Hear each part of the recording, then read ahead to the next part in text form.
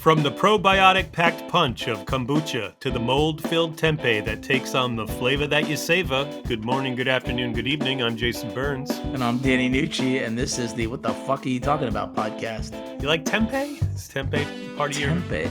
I love the little flair you had at the end there. It was a little... I like that too, actually. I gave myself a little pat on the back then. Yeah, it was nice. It was cute. You're adorable. I'm curious if you have any foods that you eat, Danny, that you'd be otherwise embarrassed by, things that maybe the most of the public probably don't like. For me, I love beets. I could eat beets all the time. Oh my God, you literally identified the one food I cannot fucking stand. See that? That's why not. That's what I'm saying. Everything else, I mean, that I'm embarrassed to eat. Like something where you're like, well, most people probably wouldn't like that. No, my mom's makes these Moroccan peppers that are friggin' fantastic. I don't think most people would love them as much as I love them. What's in a Moroccan pepper? I don't know, but they're spicy. She takes the skin off and she cooks it, and it's just outstanding. It's outstanding. That's not like a skeleton in your closet, though. No, I don't. But I don't need it. I like a cold can of SpaghettiOs. Nothing like that. Nothing weird. No. I mean, I'll spoon out some Nutella with a spoon. I mean, I'm not afraid of that. Oh yeah, well that's delightful. You ever do the Nutella and the peanut butter in one spoon? No, I know people do that, but you know what? I discovered this new thing where those Hawaiian buns. What are they called? Those sweet Hawaiian. Yes. You know those right there. They're like fantastic, right? Mm-hmm. Throwing some Nutella on that. Oh my God, it's friggin' fantastic. Basically, I'm pitching Nutella. Nutella's the best. It really is. I wonder if Nutella is fermented. We'll get a box of Nutella. Let's wait. It's not fermented. Nutella's not fermented. There are things that fermented. Yes, there are things. But Nutella is not one of them. But Shane Peterson, I love him. How great was he? I really enjoyed talking to him. What an interesting dude. He's got a book called The Farmhouse Culture Guide to Fermenting, which we later found out he wrote with his mother, which is cool. And an all-around naturist. I think I could call him a naturist, couldn't I? 100%, yeah. And really interesting, solid human Homesteader. And a homesteader. Without further ado, not the baseball player, but he can play baseball. Well, Shane Peterson. Hello, Mr. Peterson. Where are you? I'm in Santa Cruz, California. Oh, yeah. Santa Cruz, California. I love Santa Cruz, California. Well, actually, I love Aptos. Oh, yeah. It's about a mile away from here. I live in Santa Cruz. Yeah. It's so cool there. I'm so pretty. Those houses are gorgeous. Yeah. You can't beat the weather and the nature and the beach, the mountains. Yeah. Took a family trip there once. It was awesome. Like, let's go to Santa Cruz and Aptos and hang out. Yeah, it was cool. Well, welcome, man. Yes, Shane, thank you so much for making this work. Happy to be here. I want to start with, we talked about over email a little bit about your background just to get an idea of who you were, so where we could share your story. And your story is very like a Robert Altman film. There's so many different directions it takes. Let's start before the new you emerged, though. Take us back to your mid-20s. You're growing weed. The new you. You're growing the weed. new and improved you. I'm assuming illegally. And you wanted to be a professional golfer. How did the golfing dream plant itself in you? And do you even recognize who that guy was then, now? Yeah, so way back, I had a golf club in my hand when I was like 2. My dad was a scratch golfer and a baseball player. So I grew up playing baseball. Had a bad experience with a coach in an all-star league. Sticks and balls. So just to reiterate on that baseball side, you are not the Shane Peterson who played for the Brewers. Correct. I am not that Shane Peterson. Yeah, okay. I do get confused with that one a lot. Yeah, online our names are exactly the same. Mm-hmm. So. But yeah, I grew up playing baseball. I love sticks and balls, anything whacking dirt clods in the back with the stick. What was wrong with this friggin' coach? I want to know. Oh, man. I hope he listens. Go ahead. Yeah, I know, right? I won't say his name, but he ruined the game for me, man. It was definitely a turning point in my life. And then I took up golf because I just, I was... Hold on. You're not getting off that easy. Just so you know. It's just that kind of podcast. Okay, we're going to go deep. Well, not necessarily, but I think this is such a turning point, like you said, and I'm just curious, like, what was the effect? What did he do? What was your experience? We obviously don't get to hear his side, but we don't care. Yeah, and you usually do hear the other side of the sports story, which is my coach was so, inspirational and put me on the right track. You don't hear a lot of he ruined the game for me. Yeah, I think adults have to be really, careful with youth, especially, they in a controlling position like a coach, like mentor position, like you can really make or break a kid. And when I so played in All Stars, my dad was always the manager of my team, and we were always fighting this other team for the first place in the league. And whoever won first place got to manage the All Star team. And so we'd always like just get so close, and they would have the All Star management. So I would get on the team, and every year they would have the kids would vote for All Stars, and the top two votes would get in, and then the coaches would pick the rest of the team. So every year I was unanimously voted by my peers as one of the two. And this guy would bench me, and we would go deep into these all-star tournaments. We were playing all summer, and I would just be sitting on the bench, and then he would throw me in these like pivotal situations, like I was his secret weapon or something. And This sounds like a terrible setup because you also, I mean, this guy was your rival, right? He was your rival team coach. Yeah. Right, he's the coach of the rival team. exactly. And he hated my dad, so I think he was taking out some of his, aggression that he had for my dad on me. And it was unfortunate. He benched me. I remember he put me at first base one game, and the shortstop threw a wild errant throw, and I leaped off the bag and grabbed it in midair and tagged the runner. And I was running in. I was happy, made a great play. And he said, "Hey, Peterson, you finally did something right." And it was just like, it just crushed me. It was just like I went down to the end of the bench and sat there and sunk my head down. It was just like, okay, I don't know what to do here. So I wanted to quit. My dad wouldn't let me, and I stuck it Well, yeah, out. it's complicated because your dad's so passionate and involved, right? So Yeah, so that was it was hard to take. How old were you? I'm sorry, I know you said it, but I missed it. I was like 14 when. Yeah, right. That age, brother. Yeah. That's that Yeah. age, especially for a boy. That well, actually for girls as well. Yeah, so luckily I had golf, and I transitioned to golf, and I played in high school and played a little in college, and it's just such a great game. And I think what drew me to it was it's just you and a ball out there. It's like there's no coaches really. It's you make your own destiny. Surprised you didn't play tennis. I know, right? Another individual game.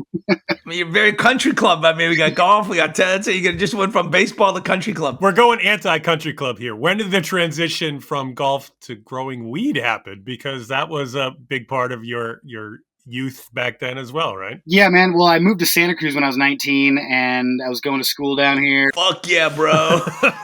Totally, man. I mean, this was the epicenter. The industry's shifted a lot, but it was back in the day when it was still borderline. There was like medicinal was legal, but it was kind of a gray area. You had to have a card? Had to have a card. Yep, I had my medicinal card, and I was growing. Sure. I had a 3-story house, and I had a rooftop garden, and then I grew some indoor, and I was bartending. So you had a green thumb. Yeah. Where did that come from? Because obviously, did it just start with the pot?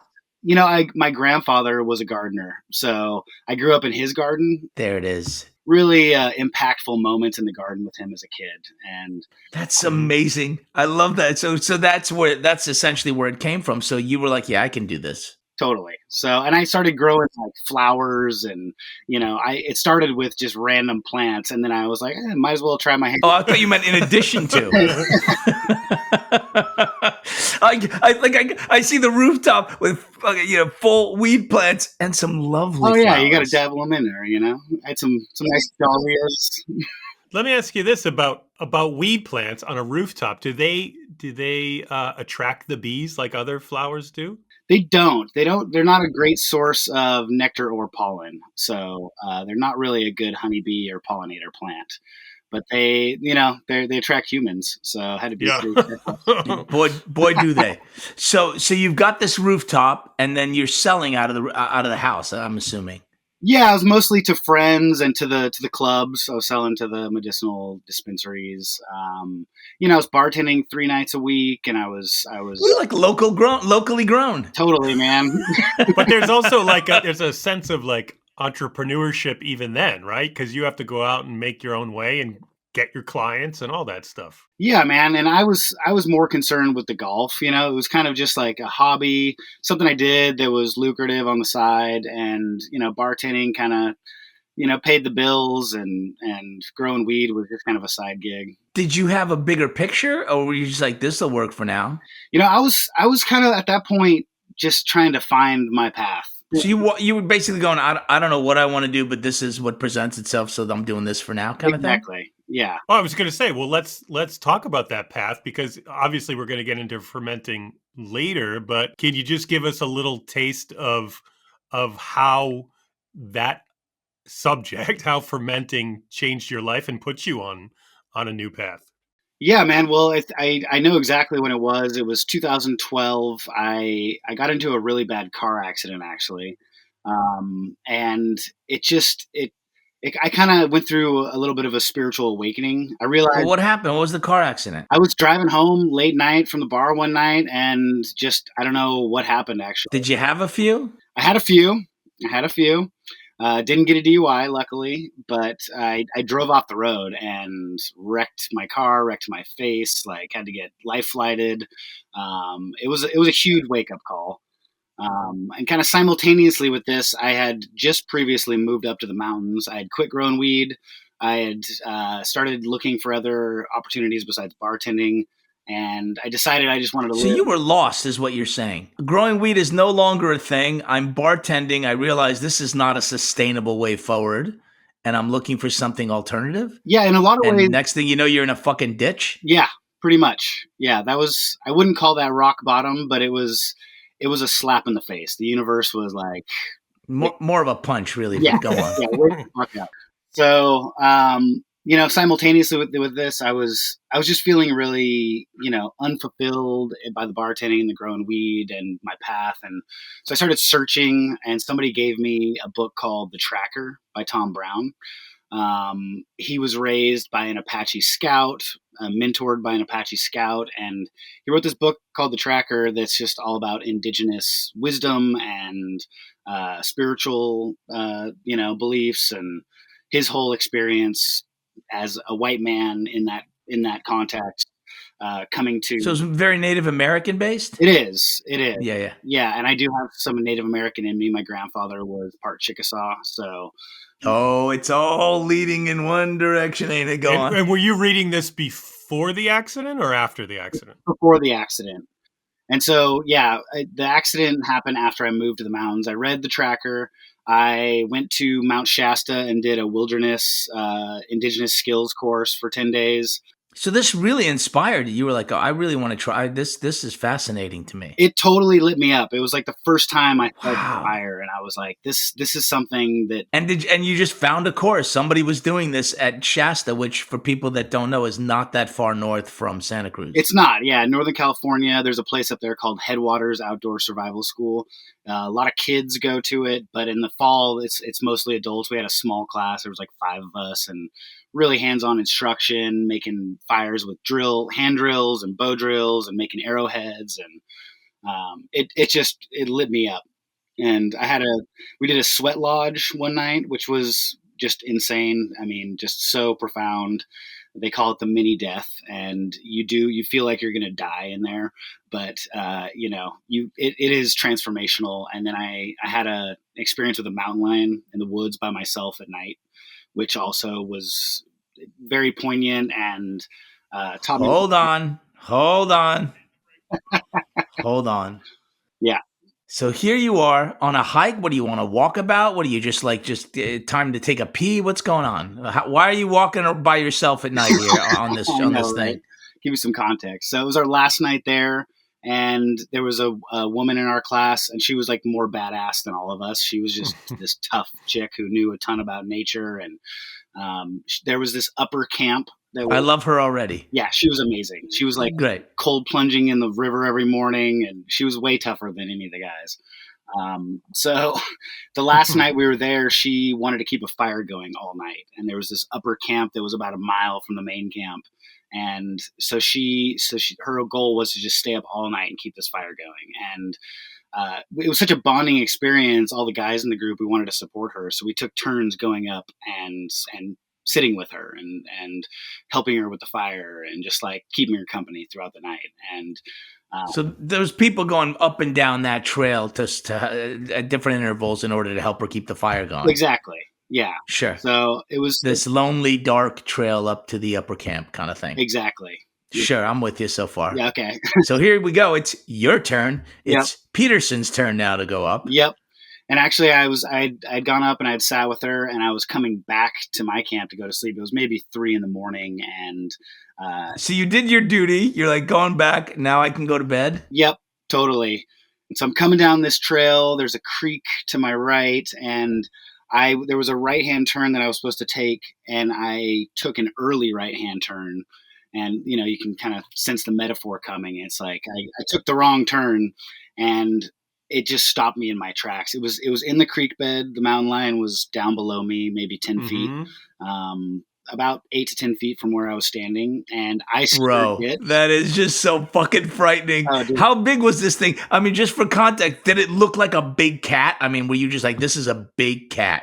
No, man. The scariest thing is I couldn't even see it. Oh, you couldn't see it? I didn't have a headlamp.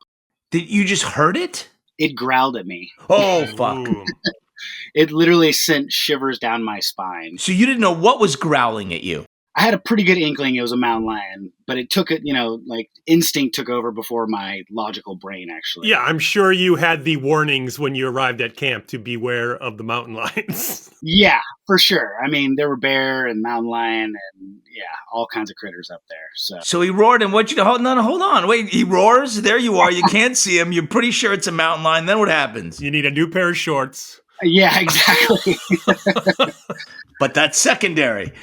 After I changed my shorts, I very, very slowly backed away and just, watched my back I basically walked backwards all the way back. Sure. Yeah, of course. So from a metaphor standpoint, are you thinking, okay, I am no longer taking the path I was on because it's blocked by this? Something is telling me not to take this. Something? Yeah. That's pretty fucking clear. Something. Well, there's something growling at me. I mean, that's about as clear as you fucking get. Metaphorically, something. Probably stop. Yeah, well, metaphorically, I took the wrong turn, like being aware, being present, I maybe wouldn't have taken that turn, but the deeper level of the deeper lesson that I learned was that so I was afraid. I part of me wanted to see bear or mountain lions, but I had this fear going on about running into them. And especially at night. Yeah, night was not ideal. But just for the record, it's never ideal. Just for the record, unless you're in a fucking zoo, I don't see it as ideal in any way. Go on. The lesson I learned was that if you can manifest something because you're afraid of it, then you can manifest positive things with the opposite, right? Sure. Like you can draw things into your world because you're focused on them. And so it was actually powerful. It felt like it was meant to happen. I not to get into fate and all that stuff, but I get it. We're getting into your experience, and that's your experience. Yeah, right on. Now, as a sidebar to this story, you warned the next guy that there might have been a mountain lion up there, right? Hey, don't take that first right, bro. I should have. I went straight back to my teepee and just sat there and didn't know what to do. Yeah. Actually.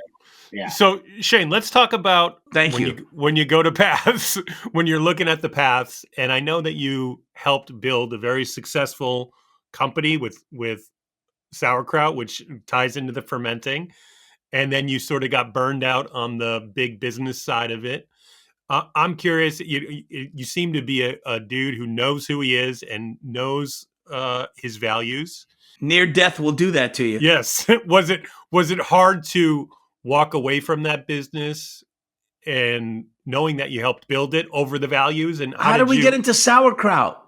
We went from mountain lion to sauerkraut already done. I'll give you a little context. So in 2008, my mom started a sauerkraut company called Farmhouse Culture.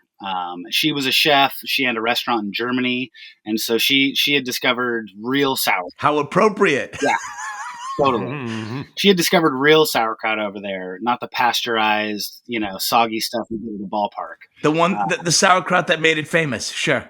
Yeah, exactly.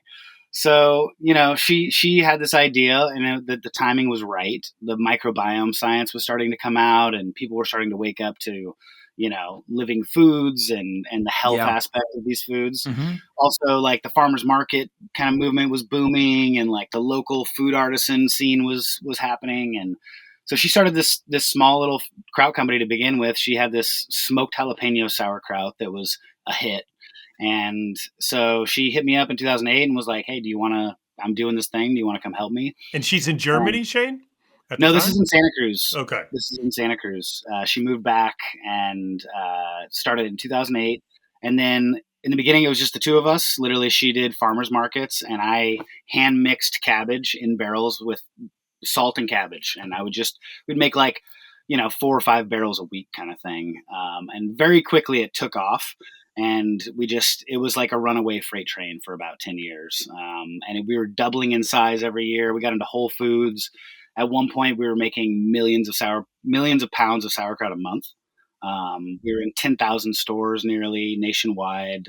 We were the number one sauerkraut company in the country for a few years. So you went from making it with your hands to overseeing all of this? Yeah. So I started out making it, mixing by hand, and then I was doing farmers markets, and then I eventually became the production manager. Was managing I have a hard time picturing you not wanting to keep making it by hand. You seem like a very hands-on person. Was it difficult to then go into management? There were definitely some challenging periods there where we were growing so fast, and we were trying to figure it out as we were going, right? We were like building the plane as we were flying it. And so I used to call us the Bad News Bears because we were like this ragtag team of hippies and anarchists making sauerkraut and thinking we were changing the world. Not that different than bartenders. You had the experience. Yep, totally. Yeah. So I always use the Bad News Bears analogy because, we were this ragtag team, but we always got it done. I would say bad news mountain lions. Let's add that for reference. So then eventually you get, or somebody buys in, or do you get bought out? Yeah, it's kind of a long story, but basically Cliff Bar has an investment wing called White Road Investment. They got involved, and then General Mills got involved. Small companies, sure, go on. Yeah, totally. And they bought controlling interests. They took control of the board. They actually ousted my mom as CEO. And then there was a point. They do that sort of thing? Huh. Yeah, they've been known to do it, especially with women founders. She doesn't really talk about it publicly. I think they have some agreement in place that she's not really allowed to talk about it. But sure, of course. You can say whatever the fuck you want. So at some point you had to decide, do I want to keep moving with this, or do I want to hold on to my values and do my own thing and walk away? Exactly. And that was right around 2017. And I just said, forget it. And I walked away. And they were talking about developing a non-organic line. Everything we had ever done was organic, and that's like close to my values and principles. And I just said I can't do it anymore. And at that point, I was head of innovation. I was doing product development for the company, and we were launching all these new products. And it was an exciting time, but at the same time, it was just like wasn't the same. We weren't the Bad News Bears anymore. We were like the New York Yankees. Nor was it the product you created anymore. It was becoming something different if you're giving up the organic side of it. However, you now have vast experience in successful fermenting. Yep, totally. Just for the listeners, difference between pickling and fermenting? Is there any? Yeah, there is. Those two terms are used interchangeably sometimes. Hence the question. Exactly. Yeah, there's a lot of confusion around it. So pickling technically is like a vinegar-based process where you're acidifying a fruit or a vegetable with a brine mixture that's usually vinegar. It's not fermented. But somebody might say, like, I made pickled carrots, and they could mean fermented carrots or vinegar pickled carrots. So the interesting thing is with kind of the whole picture of the microbiome and where we've been and where we're going is that like everything used to be fermented 1,000 years ago. Everything was fermented. Maybe they were probably using vinegar too, but nothing was pasteurized. And that's when everything really shifted for food production and for our own health was around the 1850s.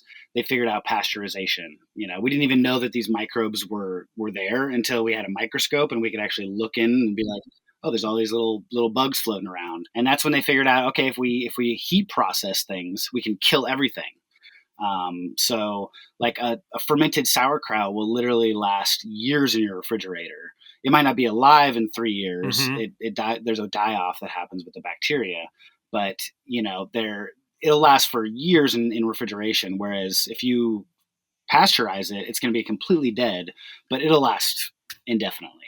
So, but we don't get the same health benefits of eating a pasteurized. Because we already have those microbiomes in our guts as it is, correct? Yeah, so the human microbiome is anything that's not a human cell that's living on and in you. So basically our human cells are outnumbered by bacterial and microbial cells about 10 to 1. We have about a trillion human cells, and we have about 10 trillion cells in our microbiome. I don't.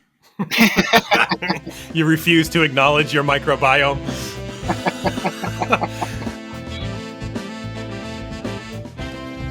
What about fermenting? So you mentioned vinegar for pickling. What is the process of fermenting? What defines fermenting? Yeah, so a sauerkraut or a pickle or a kimchi, these are all lacto-fermented. So lactic acid fermentation is when you add salt.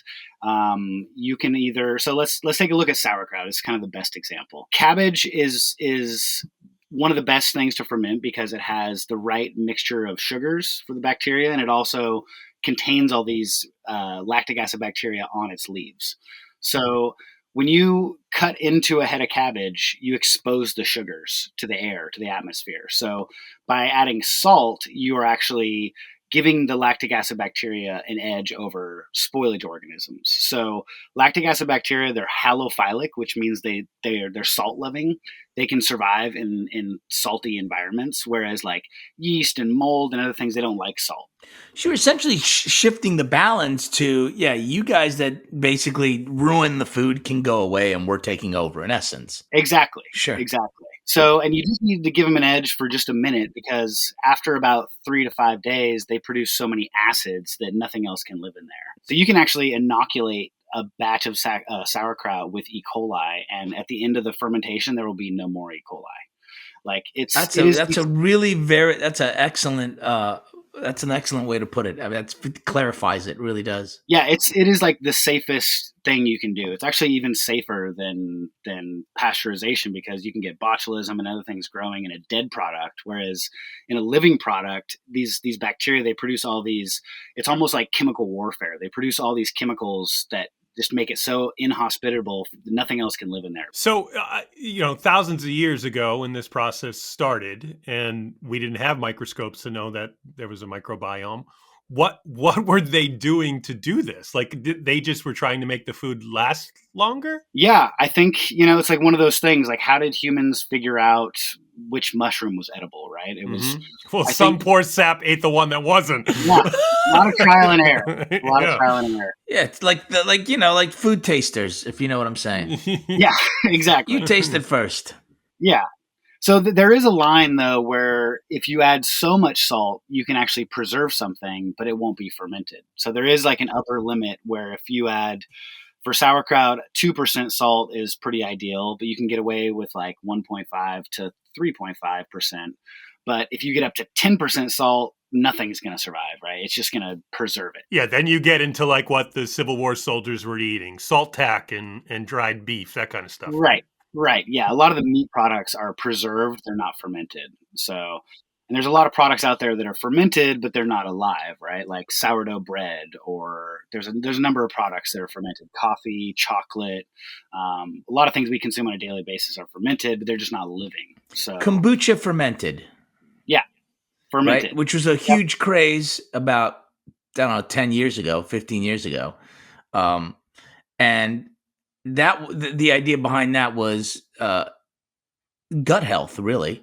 But also thousands of years old, kombucha. Thousands of years old, comes from China. But just in terms of it being in the zeitgeist, in terms of it being popular. It is. And the reason I say it is because a lot of people drank it, but they didn't really understand the benefits of why it's important to keep a steady dose of microbes in your body to help with, knock out the unhealthy microbes, right? I mean, I'm assuming that's what it is. Yeah, so some of them will remain in your gut.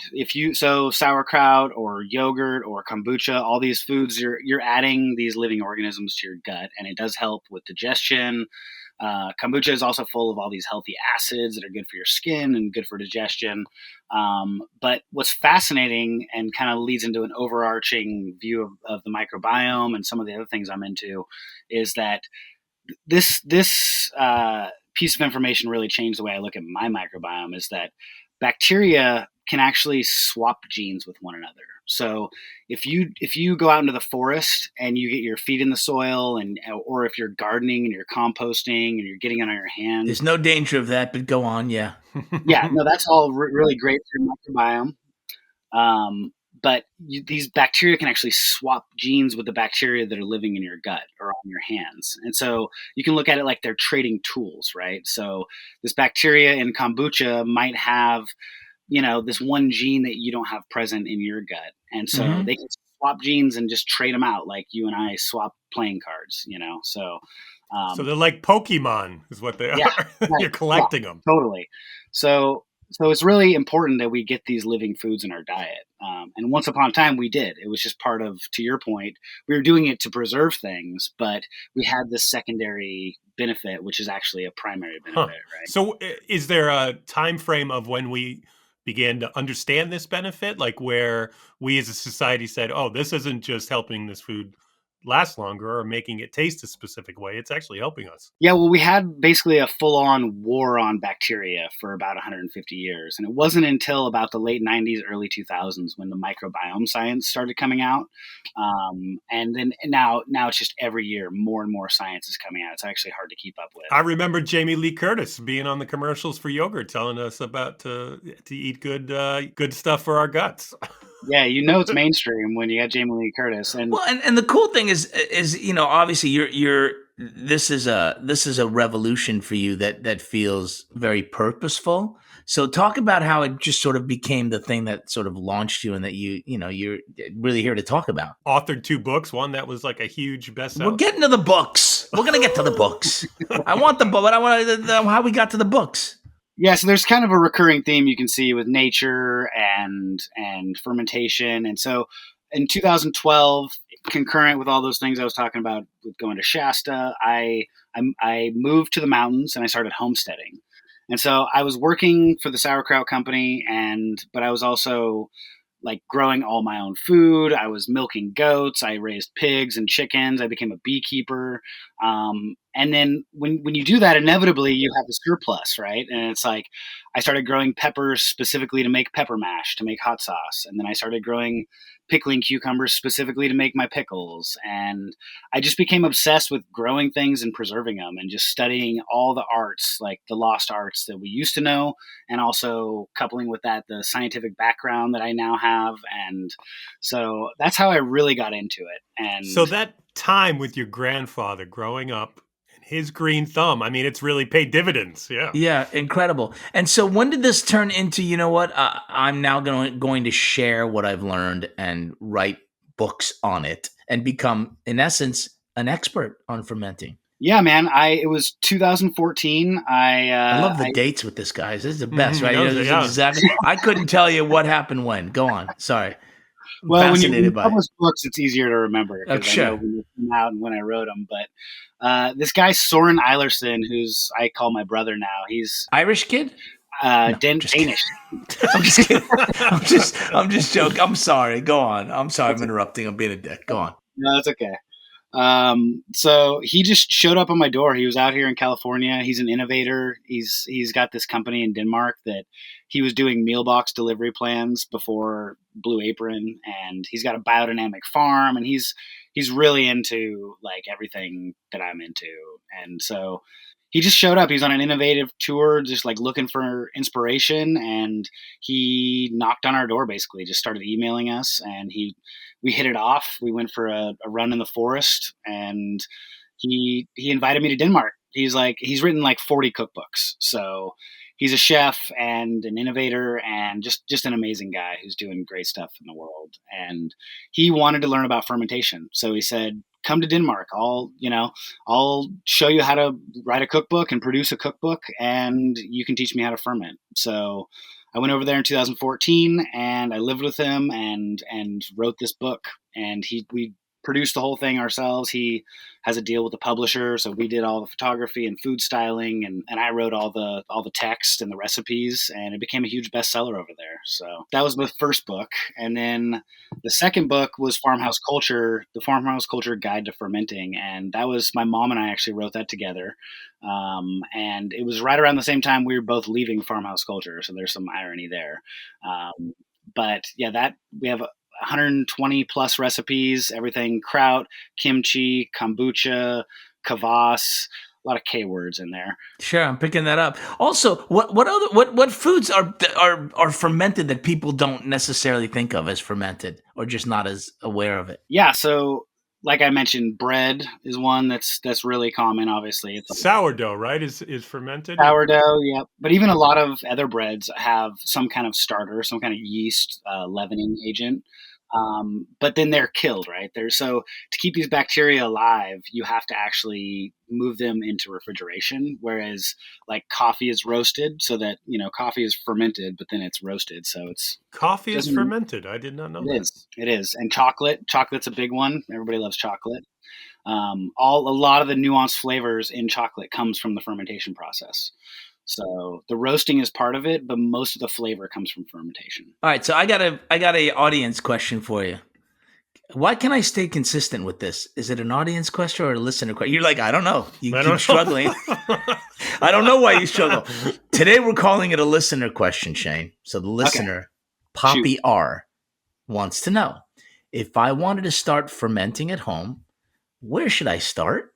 It's a great question. I think a lot of people feel like it's overwhelming. I get that feedback from friends and family that are like, I feel like I should be fermenting. I know this guy who's a fermenter, and and so I get that question a lot. No, I'm related to him. Right. So I would say get a good book. I mean, obviously I'm biased. The Farmhouse Culture Guide to Fermenting, my book, it's all in weights. So that's really Well, you're simplifying it already. Here's the book you get. So far, you're doing great. Yeah, totally. Start here, right? Yeah.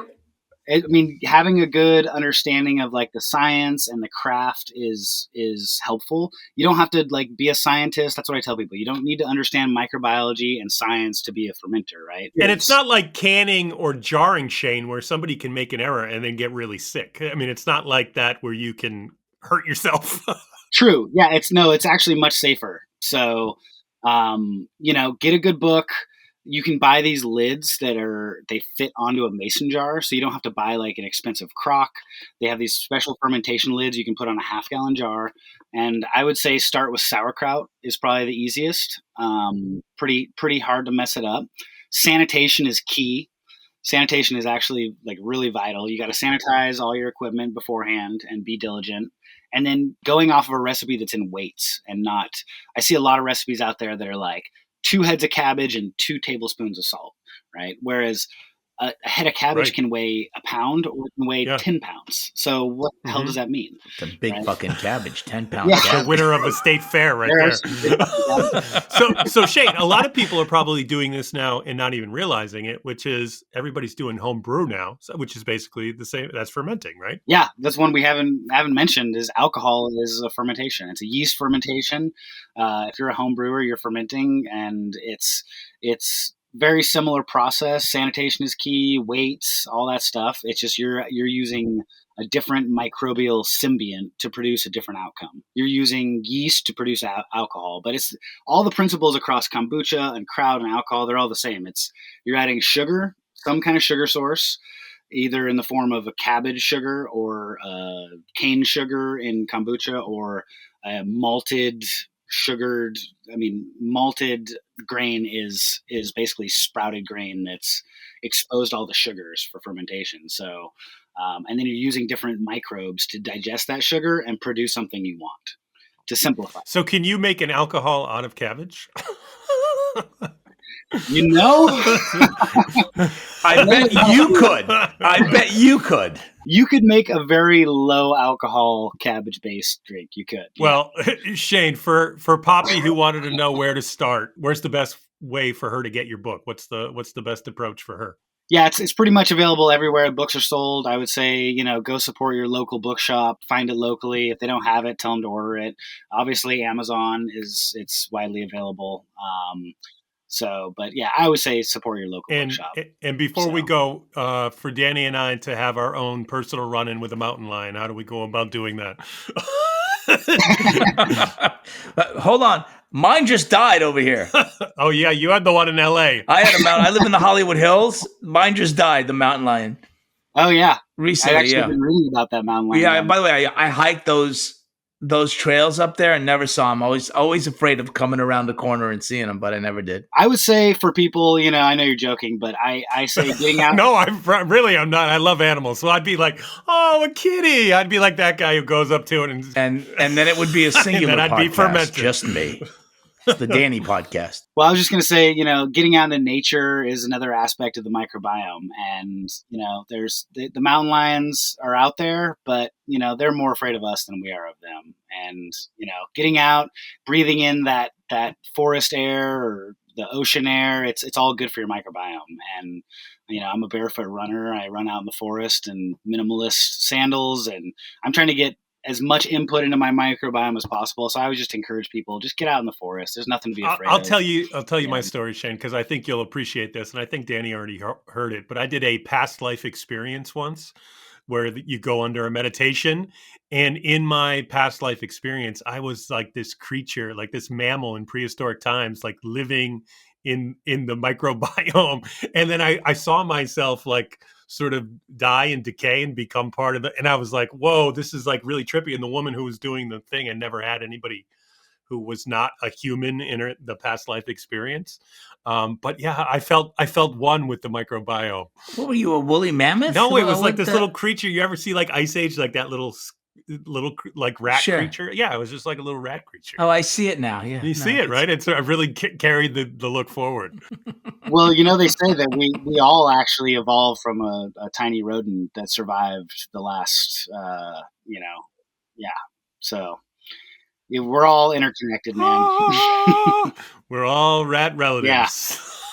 Well, Shane, thank you so much for the time. Thanks for visiting with us and your stories. Really, really appreciate it, man. Hey guys, it's been a pleasure. Really enjoyed it. Thank you so much. So get out there and do some fermenting. Yeah, I'm going to give it a try. I've tried pickling. I've done it all, but the fermenting, I'm not a big. I love tempeh. Can you make tempeh at home? Is that something you can make? You can. It's actually a fermented product. It's a little bit more complicated than kraut, but you can totally do it. I'll be supporting your fermenting, industry here in California from afar. I'll be purchasing fermented foods. If you're ever in Santa Cruz and want a lesson, happy to. You're my guy. Awesome. Thank you. I appreciate the offer. That's sweet.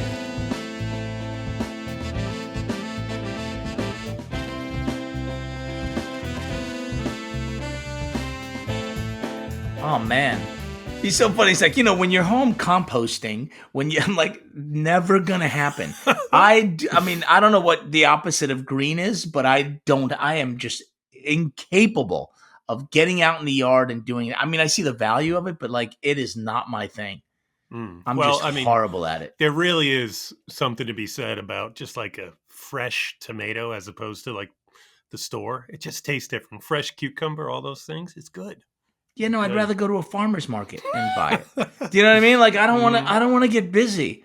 I got things I'm doing. There's sports games to watch. I can't be bothered with being in the garden with the heat and the gloves and the thing, and you're dirty and you're out. I mean, I understand that there's a passion for it, but it's just not mine. I didn't bring this up with Shane because he seems a very grounded, real dude. Wow. I'm fascinated to see what's going to come out of your mouth now. But having not seen the mountain lion physically, Yeah. because it was dark, and being up, what was that mountain called?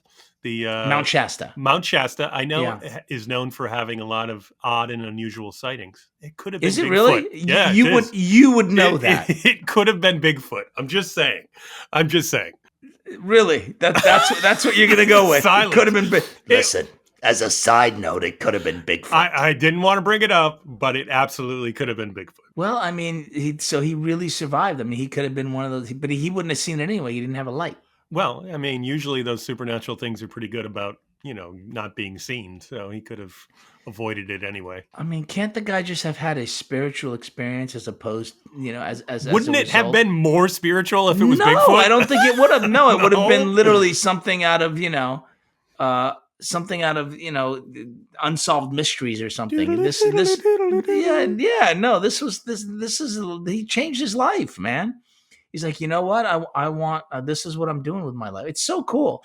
As you know, I'm fascinated by people that like making these life choices out agree. of nowhere, or having an inspiration. And I love that he's what it's turned into for him, and the fact that, he's passionate about it and he's an expert. Well, and I'm fascinated about like the other side of things. Like I picture this mountain lion also being sort of lost and like stumbling through the wilderness, and all of a sudden, a human. And like now that mountain lion went on a different path. I can't with this kid. We're done with this podcast. All right. Thank you so much, Shane Peterson. And I'm sorry. That's all I'm going to say. And thank you to everyone for listening. Music by Denny Nucci. Produced and edited by the same two people you heard hosting this show because they have no friends.